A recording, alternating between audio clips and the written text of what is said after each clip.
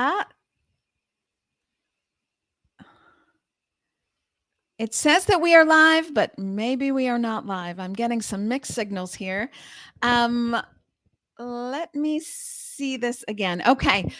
I apologize, everybody. We are live on Facebook, YouTube, LinkedIn, and Twitter's having a couple problems today. And that might be because I am live from a remote island in Northern Illinois. That's right. There are no cars, no stores, no roads, but the Plant-Based Business Hour does not sleep. I am remotely from this island talking to Israel today. I am speaking with the CEO of Innovopro, Taly Nechushtan. She's going to be talking to us about chickpeas and how they are changing the ingredient market. Obviously, to have enough plant-based products on the market, we need to get beyond soy and we need to get beyond meat. Get beyond wheat. So I want to bring on Taly so that she can talk to us all about this new, not really new, but this developing marketplace for ingredients. Taly, thanks for being with me.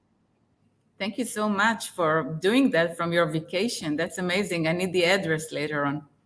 It is amazing. I have to say, this is why you see a wooden background behind me. It's really a log cabin that has maybe about 20 houses on this remote island. And again, no roads, no cars, no stores. So it's quite remote and it's been a joy, but I'm tethering with my phone and it's amazing that we have some internet and Twitter's giving us a little trouble, but the rest are good to go. So anyways, enough of my details. Taly, thank you for being with me today. And as CEO of Innovopro out of Israel, perhaps you can talk to us about the magic of chickpeas. Why are companies turning towards chickpea as an alternative protein beyond soy and wheat? So I think it's coming mainly from consumers. Consumers are turning into chickpea.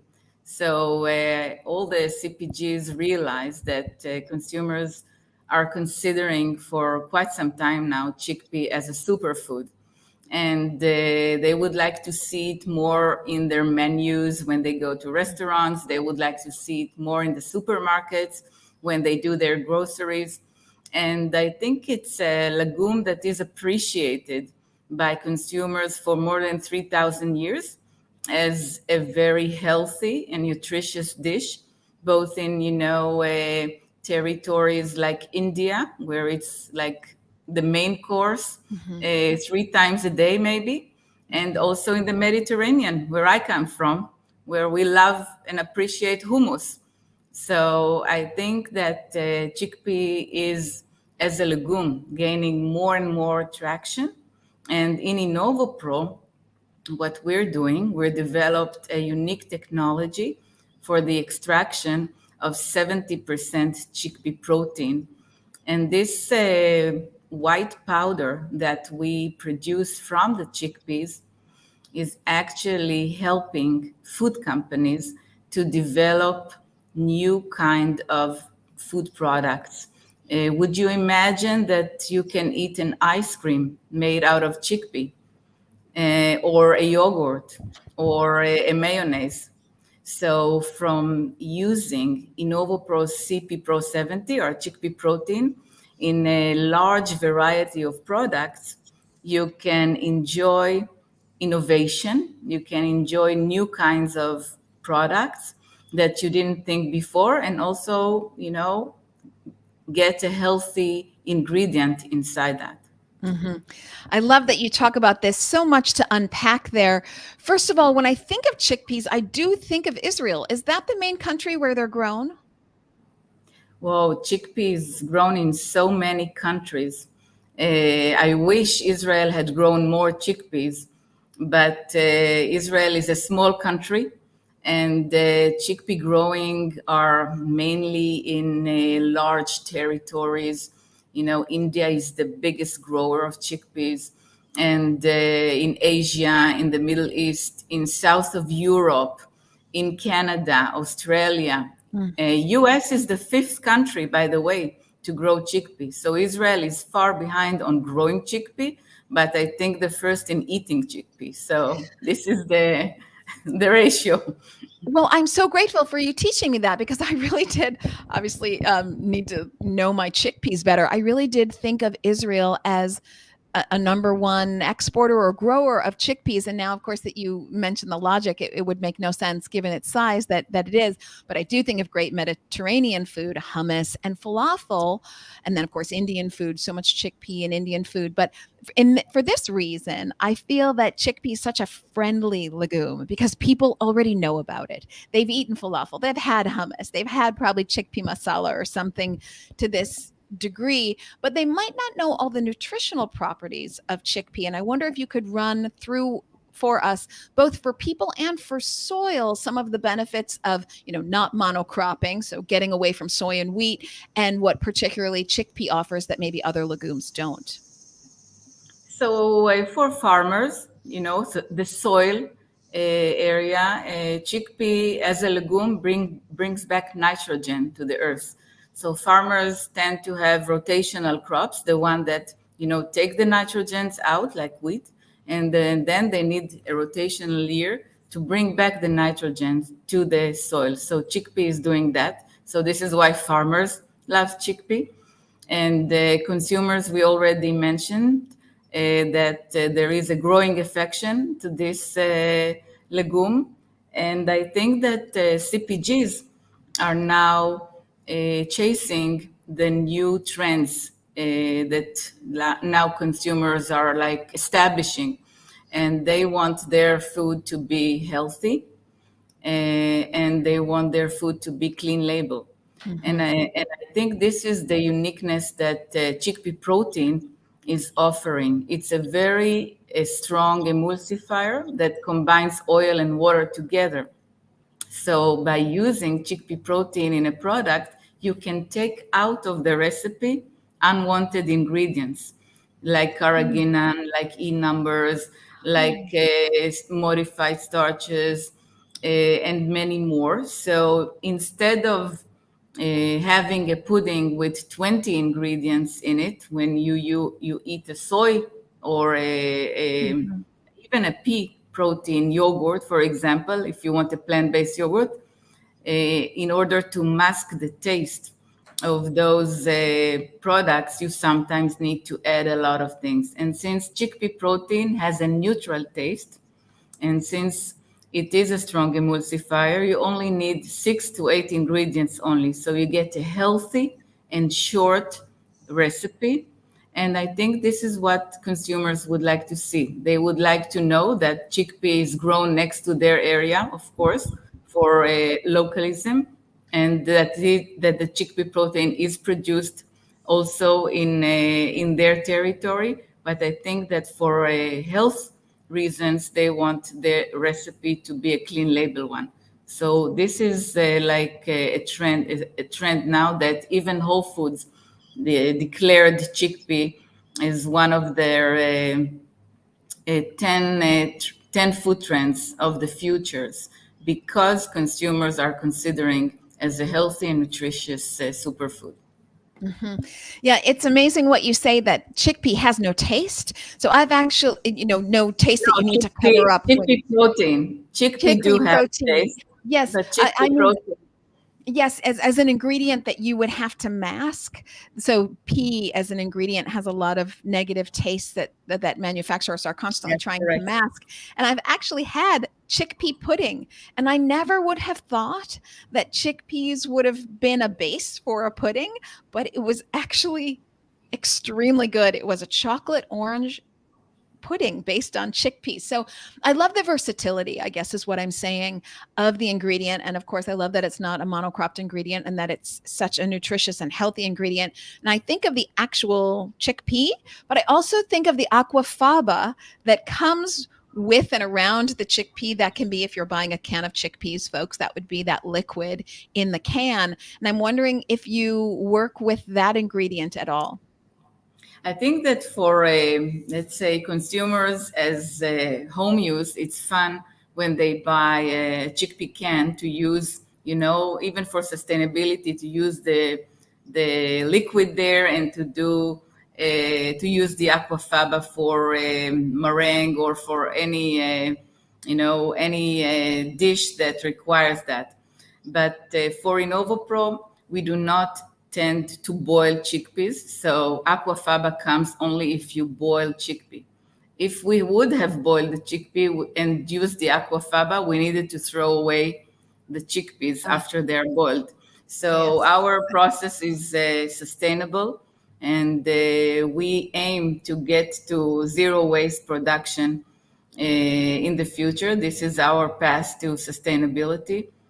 And right now we're using the chickpea, and in the future we will utilize the side streams as well. What side streams are you referring to? So in the legume, in the chickpea, there is protein, there is starch, fibers, and sugars. So once you're using, or once you're utilizing the protein, you still need to do smart things with the other ingredients. And Mhm. this is the science and the tech that Innovopro is investing and intend to invest in the next years, how to utilize smartly and in a sustainable way those ingredients as well, and how to bring them to the market in a way that will benefit the food industry. Mhm.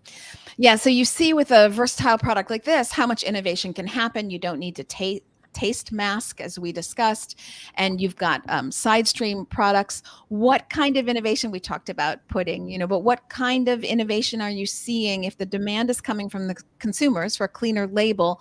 What kind of products out there are you seeing are being made with chickpea? Are you seeing burgers and sausages and these kinds of things, or more on the dairy side? I think that the innovation that you tried yourself was one of the first. We started in Europe with one of the biggest food companies as our customer. Their name is Migros. It's a Oh, yeah. Swiss retailer as Sure. well. And they were the first believers in the power of chickpea protein. So they were the one first developing with us, and now I'm very glad to say that there are many more. We have dozens of customers in Europe, and soon to come in the US as well, that had first started or first emerged from the dairy alternative category. So Migros, for example, started with a line of yogurt in different flavoring, and then they developed also a pudding. So I don't know if you tried the Migros pudding or others, but they developed also a chocolate pudding based on our chickpea protein. Good. And I hear that lately they even launched a ready-to-warm lasagna where the cheese Ah. is made out with our chickpea protein. So those are like few examples. And in the US, there is an ice cream that is about to be launched with our ingredient with a company called Milkademia. And there is already a beverage in the market as well, based on our ingredients. So in the dairy alternative category, there are many options, and the products are very clean in taste and very short in their list of ingredients, very healthy. And we have launched a new product at the IFT in Chicago last month, and this is a texturized protein, a TVP. A texturized protein is a product that will enable Innovopro to enter also the meat analog. Mhm. We have formulated with the TVP burgers and chicken analogs that are very tasty, and there is a lot of interest. So we're working now on shipping all the samples, and we hope that companies in the US and in Europe will embrace the first chickpea protein TVP into their meat analog products. I do an enormous amount of cooking at home, and I am very interested in this chickpea TVP. I already lean so heavily on chickpeas in my own cooking. You don't boil chickpeas, but just FYI, folks out there, if you take that aquafaba from the can, it's a great replacement for olive oil in a salad dressing, which is where I use a lot of it. But I also, if I'm ever making sauces rather than any creams, I use the aquafaba. Now, something that I hadn't thought of was trying to make sort of a ricotta at home, ricotta cheese out of chickpea. When I make my plant-based lasagna, I use pine nuts, but the pine nuts are really rich and very We can expensive. send you some recipes Oh, if you're do. cooking. Yes, we have an application lab in Israel. I'm not a great cook myself or a baker, I must admit. But in our application lab in Israel, we have a great team that is supporting more than 200 customers worldwide with their innovation.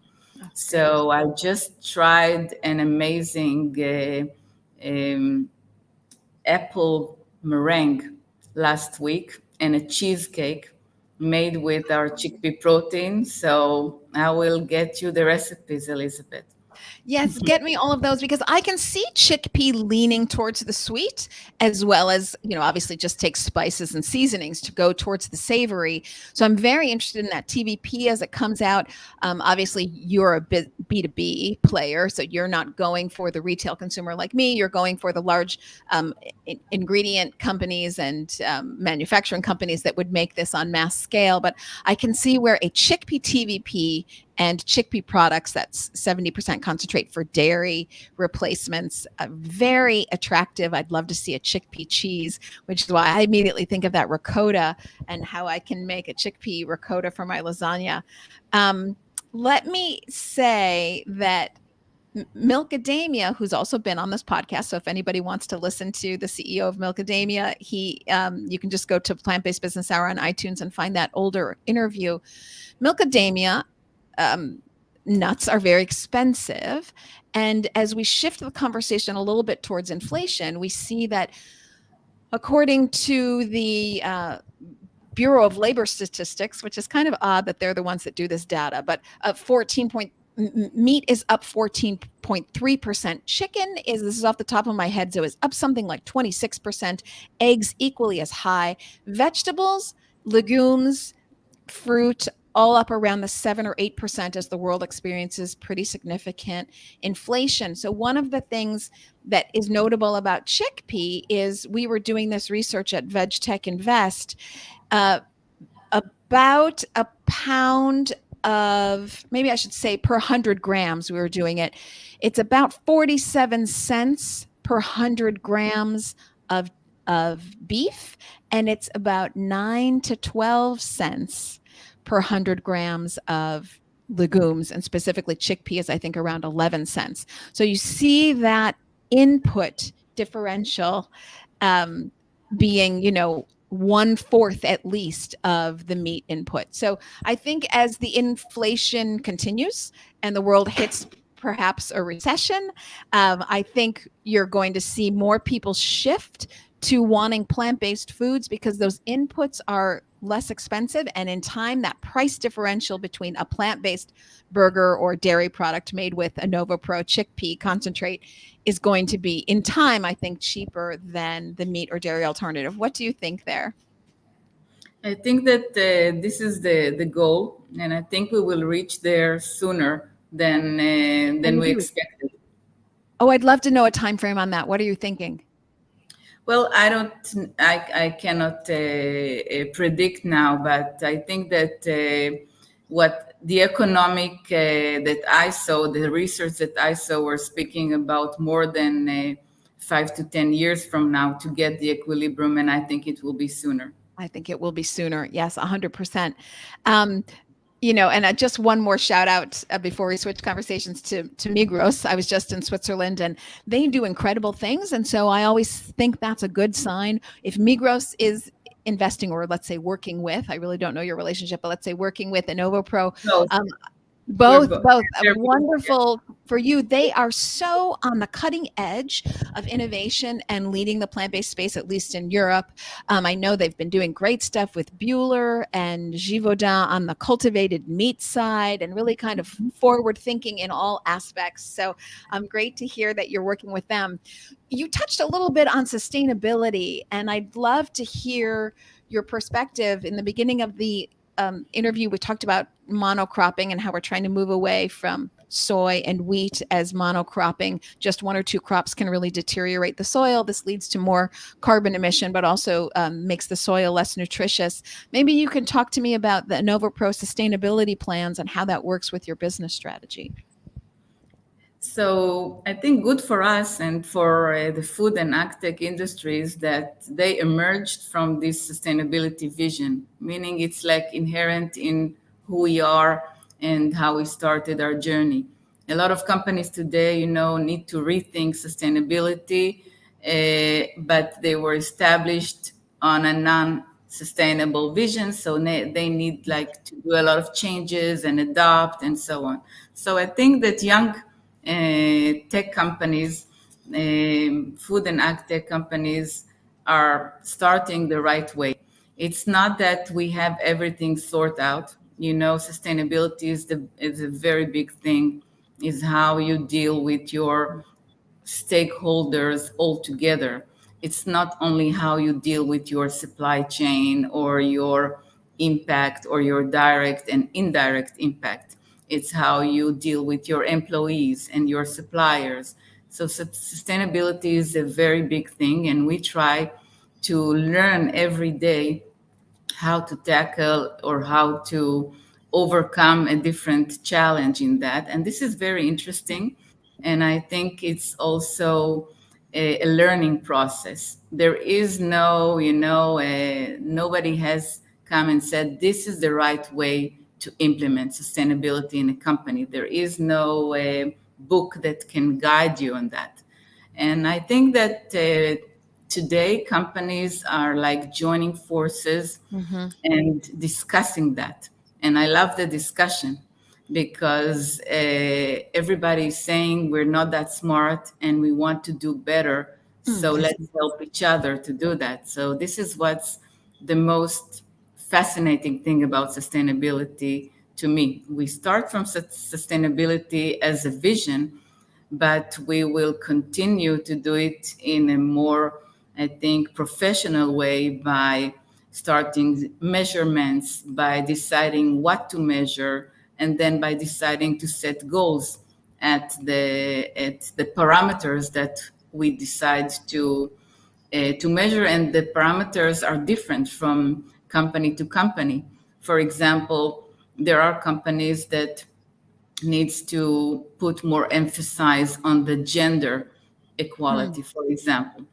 And in Innovopro, we are 67% women in the company. So we achieved the goal and we're very happy on that. So we have chosen other challenges on the sustainability aspects to focus on, mainly on the supply chain. So much to unpack there. My first thought is I'm going to introduce you to the folks at Inclusive Capitalism, and they are encouraging companies to do exactly what you're already doing, which is to commit to a measurement.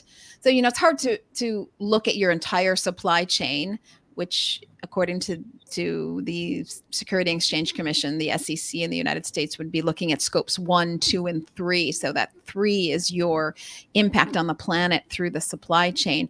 It's hard to find every piece of the puzzle, but as companies commit to finding the answer and then commit to establishing a benchmark and then commit to comparing themselves to the benchmark to see their progress, that's when you actually start to have change and not just talk about change.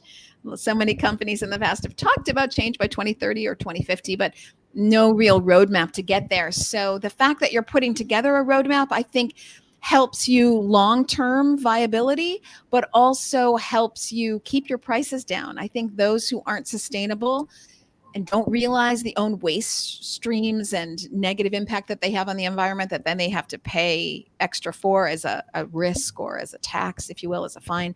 These are things that add to the price. And so your lean and mean company that's focusing on these ESG statistics, I think, is a very smart business plan moving forward.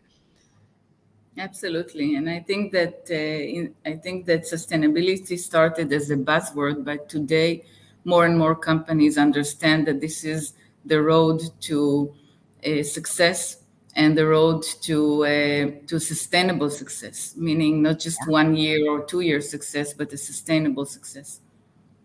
Yes, I couldn't agree more. Who are you, if you can say, working with, or is it your investors who, are sort of partnering with you in a joint venture way? Or I don't know who you can talk about and who you can't, but who are some of the players that are getting you the larger contracts and getting you international play?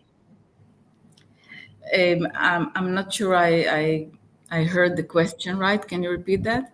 Yes. What companies are investing in you? You've had some nice growth, and you've, Mhm.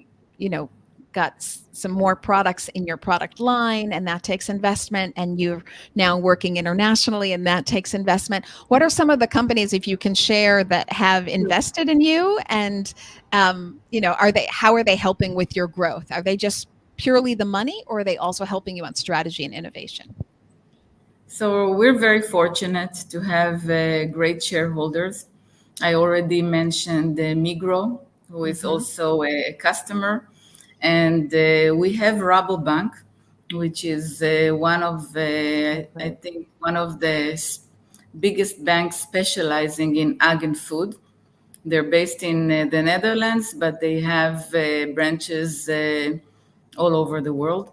And they're like the most, I think, knowledgeable financial source to trends and also to how the ecosystem of food and ag works. So Rabobank is a great support in terms of connecting the company to the right people and to the right customers, but also supporting us with background information that will help us, navigate our way as a young startup in the world. We have JVP. It's an Israeli, one of the biggest Israeli VCs that is supporting us from the start. And they are just launching their climate tech fund and foundation in New York City next month. So great support to our sustainability path. And a newcomer, and we're very proud on this one. Our first American investor is Ingredion, one of the biggest ingredient companies in the US, specializing for many years in plant-based proteins with vast knowledge and huge experience that can greatly support Innovopro's traction. Yeah, that's wonderful. So you have some big investors. Ingredion, of course, quite a major investor and or a major force, I would think, if they're willing to help beyond money, that can help with distribution and clients connections and these kind of partnerships, which end up being so meaningful. But I think I would be remiss if I didn't talk about the government of Israel. So I don't know how much you are being supported by the government of Israel, but I think of a unique entrepreneurial situation in Israel where you have government support and you also have incubators like the Kitchen Hub and Jonathan Berger and the work that they're doing there. And then you have a strong VC culture. So then you have, entrepreneurs like yourself really trying to shift the global food supply system. And, it's no surprise the Middle East obviously concerned with food security. So I wonder if you could talk a little bit about that triangle between investors, private investors, and the public government investment and the entrepreneurial triangle. I think Israel tech ecosystem is very fortunate that the country for many years now is supporting innovation in a very methodological way. So there are very specific grants that any new startup can apply to. And if they up to the rules of the grant, they can get substantial support to start over. And the Kitchen Hub is a great example that nurtures innovation together with the Israeli government. We're like great friends with them. We haven't been part of the accelerators, but we're very close to them. So I can tell you that this accelerator and others in Israel as well are really helping startups not only with the money or the funds, which is important, but also with a lot of experts and guidance of how to use those funds smartly and how to tackle challenges. So Food and Ag are like the newcomers to the Israeli innovation ecosystem. Everything started here at the Startup Nation, as one of the books called Israel, the Startup Nation. Started here with this people coming from innovation atmosphere or innovative or entrepreneurial spirit that they need to develop in their army service, for example. And after the army service, they want to do something, as exciting and innovative. And then the government is there for them for any idea or tech that can help others. So I think these forces are working together for many years now, starting as high tech and then fintech, clean tech, and now, and also the cybersecurity tech here in Israel, and now joining them recently, the ag and food tech as well. Yeah, it's so impressive. I think I recently saw from the Good Food Institute that Israel has the most direct investment into plant-based alternatives. That would be meat and dairy as well as ingredients. So Israel leading the way really here in direct investment. I'm wondering, as we kind of wrap up and head towards our predictions, I'm going to ask you about 3 predictions. If you could give me where you think Israel is going in terms of the conversation and innovation around shifting the global food supply system, where you think the ingredients market is going, and where Innovopro is going, let's say 3 years. I used to ask this question for like 10 years, but now the world is moving so quickly. Let's say your predictions for Israel, ingredients, and Innovopro in the next 3 years. So for Israel, I think that the ecosystem is growing, and I think the tech or the innovation is starting in Israel, but must go abroad, must develop to global areas. So, for example, Innovopro has their innovation center in Israel. However, the production will always be next to where chickpea is grown for sustainability reasons. Yeah. So I think if you apply this way of thinking on the tech here, I think the beginning is always will be in Israel, but the growth and the expansion will be globally. And this is the way that startup in Israel usually works. Sometimes they even, use Israel, since we're so small, where they're using it as a beta site, to explore how the innovation is working, but then go and sell it to much bigger markets. So this is my view, my personal view of innovation, and I wish that in the future we will be able to keep, the innovation and grow it inside Israel. To have also factories, big factories here, to have also be able to implement the industrial side rather than only the technical side. So this is about Israel. And regarding the ingredient market, I think that the COVID, the 3 years of COVID, I think it's now almost 3 years, a bit less, but yes, around that, had gave us a lesson about our health, about nutrition, and also about localism of ingredients. And I think that more and more countries, not only companies, not only consumers, but countries are now more concerned Yeah, about their own much more. ingredient industry, and they want to develop it, and they understand that the right way to have a healthy economy, or a healthy or a well-being for the citizens, is for them to have a healthy, nutritious way of living. So I think Mhm. ingredients are important part of that. Also growing their own vegetables and their own fruits, that's for sure, but relying on local growing, and relying on local ingredient Mhm. industry is becoming more and more crucial for countries.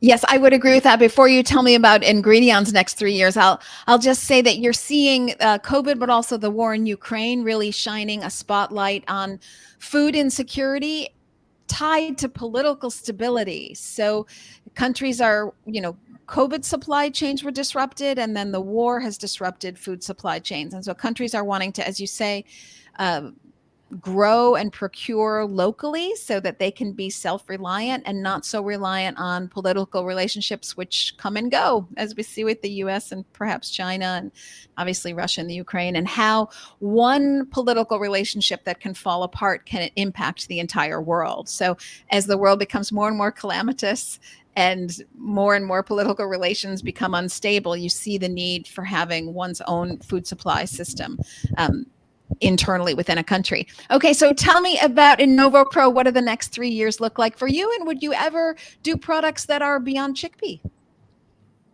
Well, the next 3 years will be three things: growth, growth, and growth. We would I love like those to three grow, things. and we are going to focus on the U.S. market heavily. We have developed a great team in the U.S. and established also great connections with many food companies that are now formulating both with our CP Pro 70 and with our TVP. I think that growth for Innovopro can come not only from acquiring customers, but also from customers developing more and more lines of products that are based on our ingredient. Meaning, we see now customers starting from yogurts and then going to ice creams, and then asking us if we have some knowledge about beverages, because they're now like thinking about expanding to those territories as well. So it's only not only that we're enlarging our pipeline or our customer base, but also customers would like to do more with chickpea protein.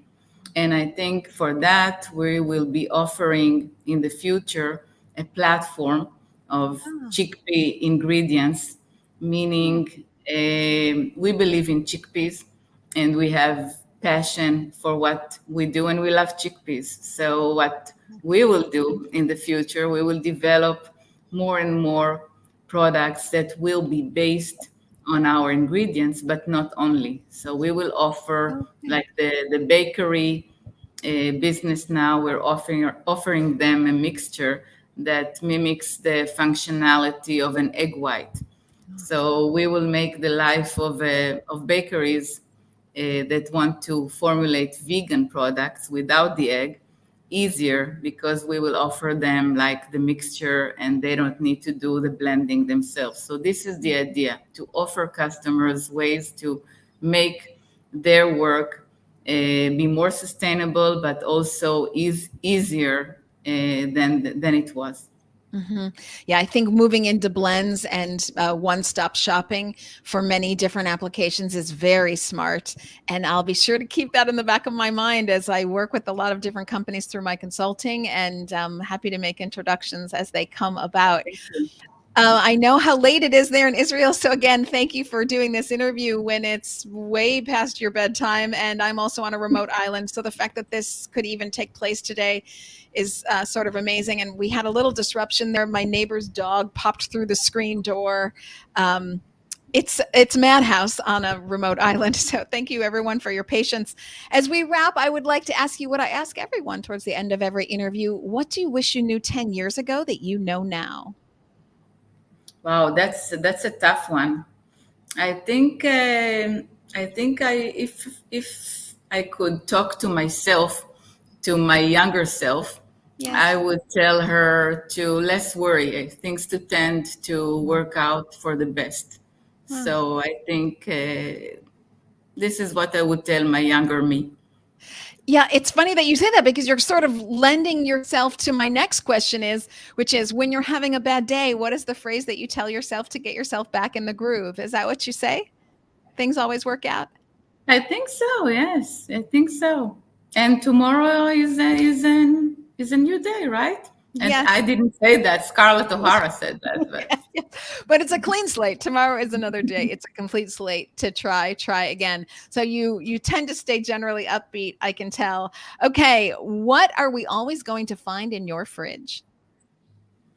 oh, in my fridge, maybe in my freezer, there are always like frozen vegetables. I told you I'm not that a cook, so I need everything to be ready in 10 minutes. So we have like mixes of frozen vegetables that are ready to be made, with Asian type or with Oh, great. ginger, very quick and very healthy evening dinner. Yeah, it's wonderful and easy. I love that. Okay, so you're running around, you're very busy CEO. You don't have time for lunch. What is your go-to snack? I love salty things. This is my soft point. But yes, anything that is salty, I'll take it from, a falafel snack to I don't know, nuts. I will take it. That's great.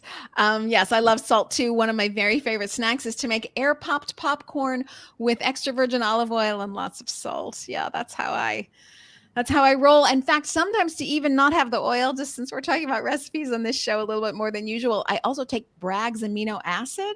So Bragg's has very saltiness to it, and that'll do it. I know that's a crazy one, but it's pretty healthy. And if I'm cutting back on oil, that's always a good way to go.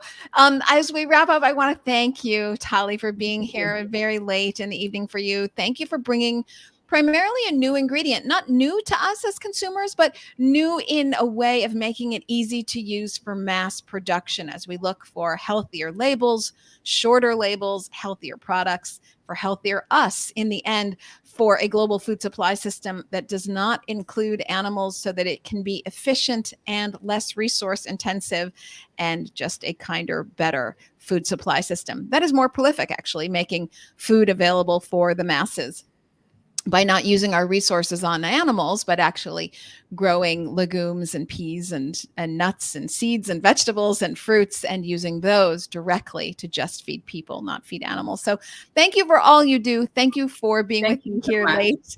I'm glad that we are sort of now connected. I think I have a bunch of connections I'd like to make for you actually after this call.